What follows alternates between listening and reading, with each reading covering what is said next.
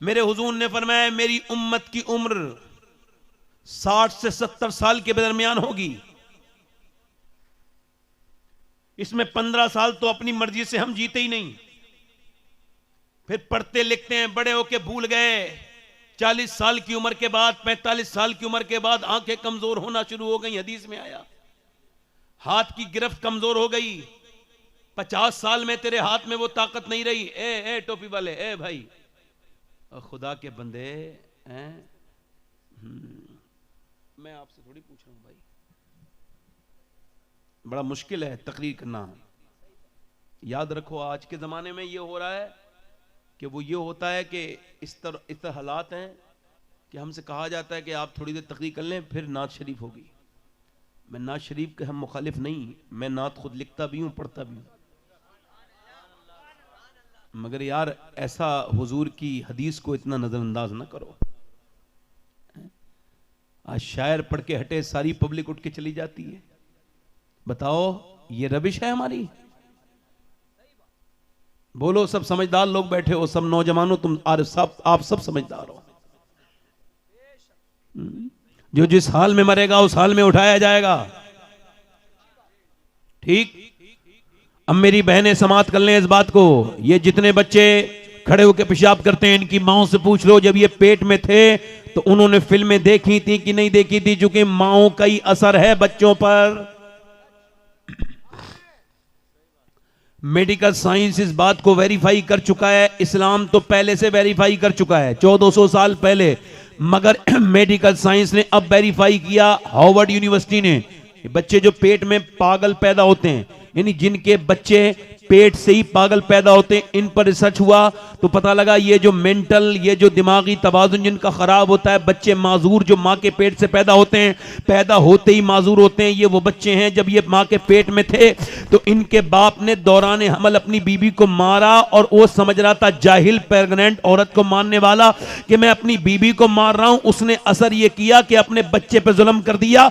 अब जब बच्चा पैदा हो गया तो एक डॉक्टर, दूसरा डॉक्टर, तीसरा डॉक्टर, अपने किए का कोई इलाज नहीं। औरत जब डॉक्टर के पास जाती है तो प्रेगनेंसी में तो मेडिकल साइंस उससे कहता है कि तुम ये चाहती हो बच्चा ताकतवर पैदा हो तो टेंशन मत लेना, तुम टेंशन में तो बच्चा टेंशन में, तुम कमजोर तो बच्चा कमजोर। अब अगर मां कमजोर तो बच्चा कमजोर, अगर मां बीमार तो बच्चा बीमार। वो डॉक्टर कहता है कि तुम ये चाहती हो कि तुम्हारे बच्चे के अंदर ताकत हो तो आयरन ज्यादा इस्तेमाल करना, यानी सेब खाना और ज्यादा जो है बादाम खाना। तुम अगर ये चाहती हो कि तुम्हारे बच्चे के अंदर विटामिन डी खूब हो, अमरूद का इस्तेमाल करना, धूप के अंदर बैठना, विटामिन डी की चीजें खाना, और विटामिन सी के लिए नींबू खाना, संतरा खाना। अब आप मुझे बताओ कि अल्लाह का बनाया हुआ सेब, संतरा, अनार, अमरूद अगर मां खाए तो बच्चे पे असर हो जाए, तो क्या अल्लाह का कुरान मां पढ़ेगी तो बच्चे पे असर नहीं होगा?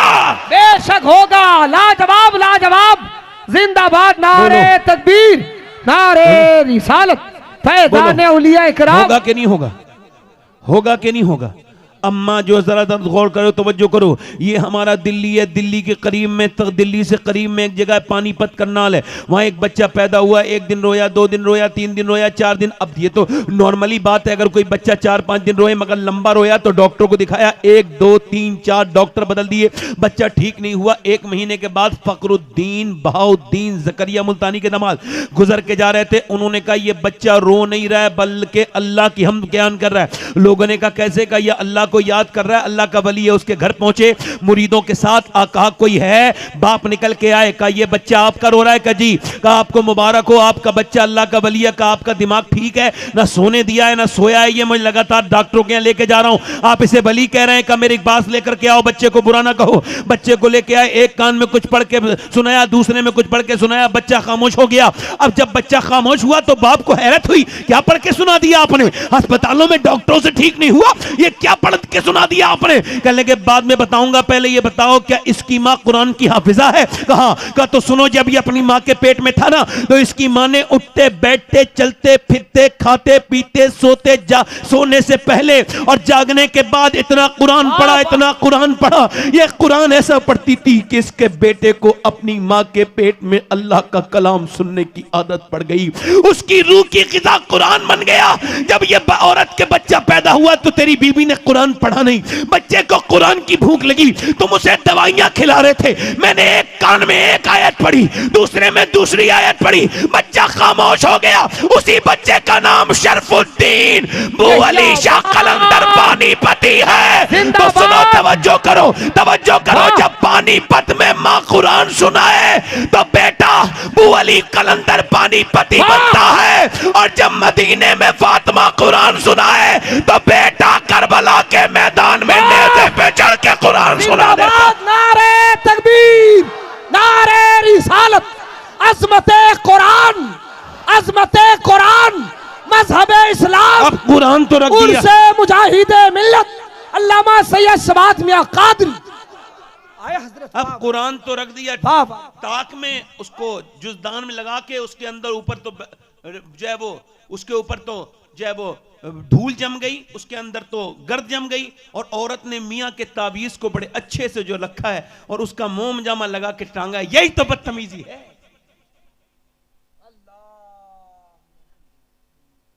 जो कुरान नबी ने दिया वो ताक में। याद रखना, जब तक ये कौम कुरान के साथ नहीं होगी आगे नहीं बढ़ सकती। कुरान को नजरअंदाज किया जा रहा है। कुरान पढ़ने वालों की कमी। औरतों से पूछ लो, मैं आपको बता रहा हूं, मेरी बहनों से पूछ लो, बेटियों से पूछ लो, फलां की लड़की बिगड़ गई, फलां का लड़का बिगड़ गया। ये झूठ है। लड़की लड़का बाद में बिगड़ते हैं, पहले अम्मी अब्बा बिगड़ते हैं।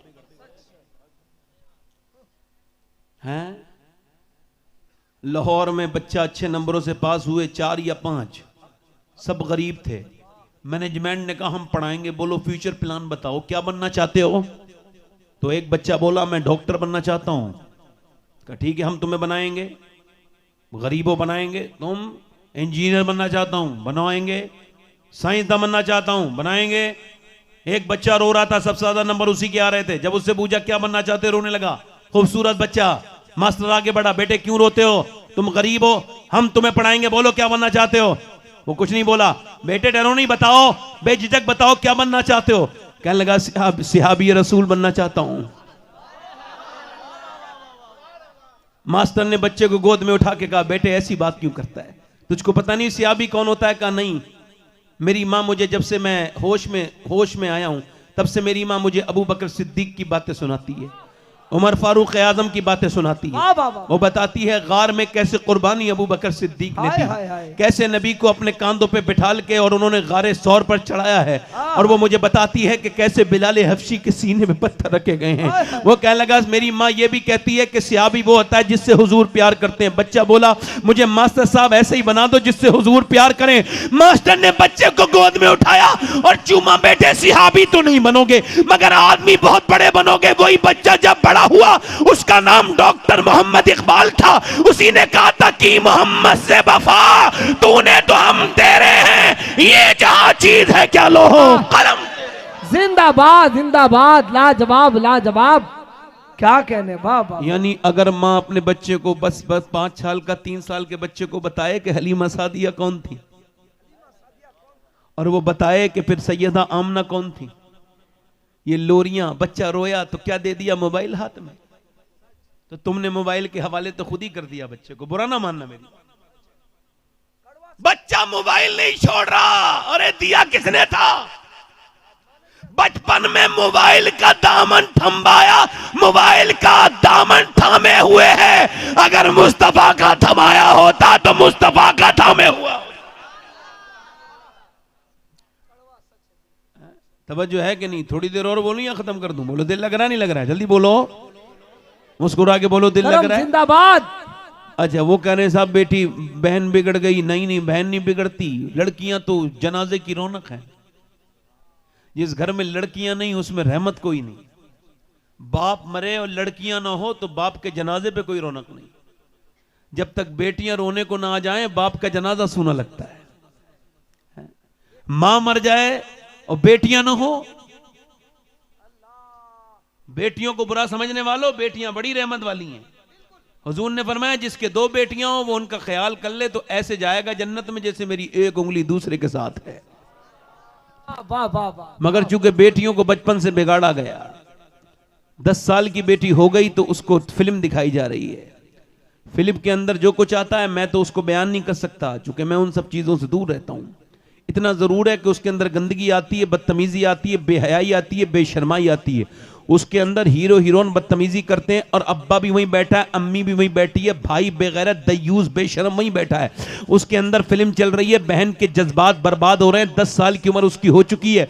अब वो देख रही है जैसे हीरो हीरोइन मिलते नहीं है तो अम्मी का दिल बड़ा कमजोर है, रोने लगती है, आंसू पोंछने लगती हैं। और जब हीरो हीरोइन मिलके भाग जाते हैं तो अम्मी बड़ी खुश हो जाती है, अब्बा भी बड़ा मुस्कुराने लगता है। यही ड्रामा देखते देखते वो 10 साल से 20 साल की हो गई, उसके जज्बात बिगड़ गए। उसने कहा अम्मी तो खुश हो ही जाती हैं, अब्बा भी मुस्कुराते हैं, तो चलो वही करें जो फिर हमने देखा है। वो 10 साल के बाद जब भागी, अम्मी अब्बा बोले हमारी नाक कट गई है। तो हमने थोड़ी कहा था कटवाने को, तुमने खुद ही कटवाई ना।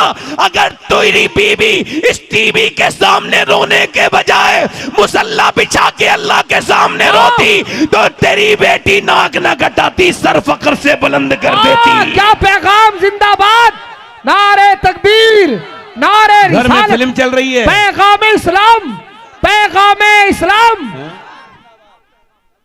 घर में फिल्म चल रही है, फिल्म, घर में गंदी बातें हो रही हैं और ये समझ रहे हो कि नस्ल बर्बाद कर रहे हो, करो बर्बाद। देखना क्या बर्बादी का दौर आने वाला है।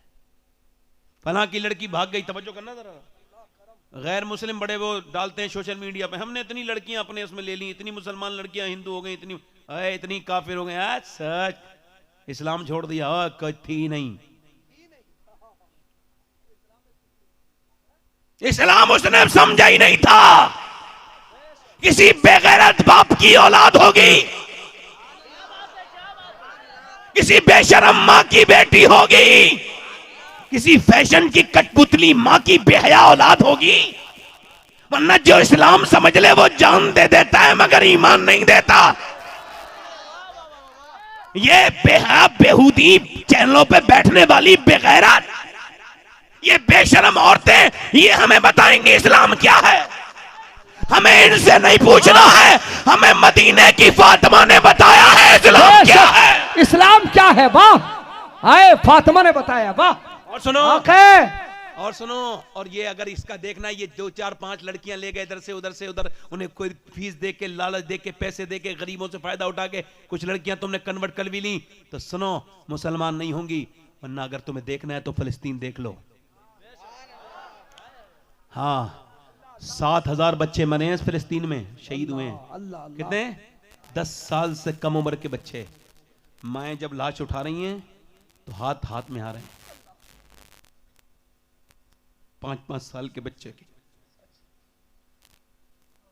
लाशें नहीं मिल रही उनकी।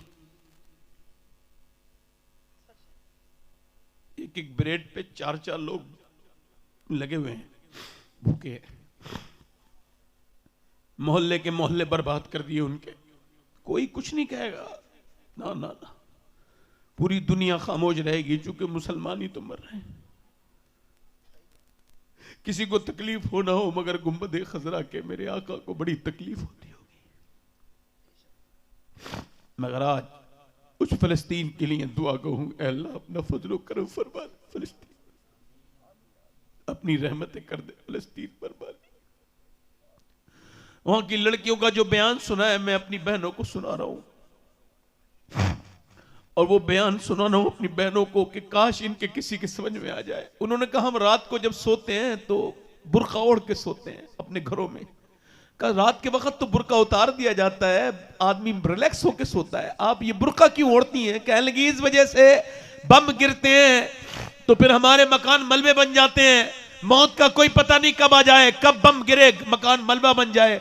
हम इस वजह से बुर्का ओढ़ के सोते हैं कि जब मलबों से हमारे जनाजे निकले, लाशें निकले तो बेपर्दा नहीं होनी चाहिए, उन पे पर्दा होना चाहिए। पूरी दुनिया की औरतों के लिए फलस्तीन की लड़कियां नमूने अमल हैं। बेपर्दा घूमने वालियों के लिए फलस्तीन की लड़कियां नमूने अमल हैं। मेरी बेटियां, मेरी बहनें, मैं तो आपका खादिम हूं, नौकर हूं, मैं तो मदीने की बात तुम्हें सुना रहा हूं। मेरी बेटियों, मेरी बहनों, मेरे दोस्तों, तुम किसी अंग्रेज के गुलाम नहीं, तुम मदीने वाले के गुलाम हो। तुम समझो कि यहूदियों के गुलाम नहीं, मुस्तफा जाने रहमत के गुलाम हो। तुम पलटो इस तबदरंदगी बेहूदगी से बाहर आओ। तकरीरों के वक्त खत्म हो गए, उम्मत पे बड़ा सख्त वक्त है, ये बहुत सख्त वक्त है। अपनी शादियों को ठीक करो, अपनी बहनों को देखो कि वो कैसे कपड़े पहन रही हैं, और अपनी बीवियों को समझाओ, अपनी बहनों को समझाओ, अपने घर में कुरान की तिलावत करवाओ। कोई दूसरी सूरत नहीं, बस यही कि नमाजी बन जाओ। तुम्हें कोई नहीं मिटा सकता। सुनो, एक यहूदी ने कहा था जिस दिन फजर की नमाज में जुमे के बराबर नमाजी चले गए मुसलमान, उस दिन पूरी दुनिया में सिवाय मुसलमानों के कुछ नहीं होगा। हजरत अली फरमाते हैं मेरी शादी हुई, दिल लग रहा है नहीं लग रहा है? दिल लग रहा है? कितने लोगों का दिल लग रहा है? हाथ उठा के बताओ। हजरत अली कहते हैं मेरी शादी हुई। जरा गौर तो करो, शादी किसकी हो रही है? जल्दी बोलो, किसकी हो रही है?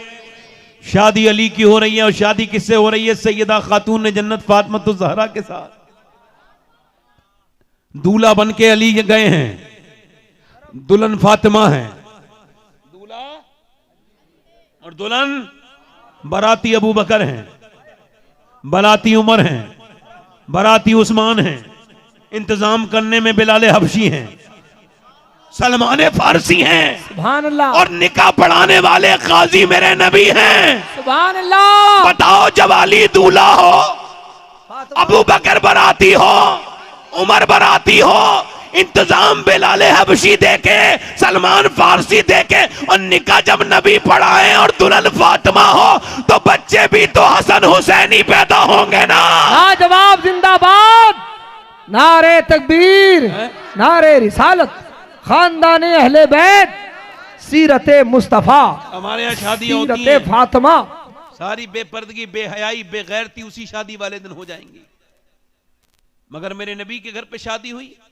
हजरत अली कहते हैं मेरी बीबी फातिमा मेरे घर में आई, कमरे में पहली बार मैंने उनको देखा तो मैं रोने लगा। कहते हैं फातिमा मुझे देख के बोली क्या आप इस शादी से खुश नहीं जो रोते हैं? उठ के खड़ी हुई, मेरा हाथ पकड़ के बोली आप रोते क्यों हैं? आप शादी? कहने लगे ऐसी कोई बात नहीं फातिमा, ऐ सैयदा मैं देख रहा हूं कि कितनी भी गरीब लड़की की शादी हो तो उसके दिल में एक ख्वाहिश होती है कि मेरी जब मैं दुल्हन बनूं तो एक दो जोड़ी कपड़े नए पहन लूं। मैं देख रहा हूं फातिमा जिस कपड़े में आप दुल्हन बन के आई हैं उस पे 17 अहमद की चादर लगी हुई है, यानी फातिमा दुल्हन बनी है तो 17 अहमद की चादर पे, मगर आपके चेहरे पर कोई शिकन नहीं, आपको कोई अफसोस नहीं। तो सैयदा ने आगे बढ़ के कहा ऐ मेरे सरताज, मेरे अब्बा ने फरमाया फातिमा अल्लाह अच्छे कपड़े पहनने से राजी नहीं होता, अल्लाह तो तकवा इख्तियार करने से राजी होता है, परहेजगारी से राजी होता है।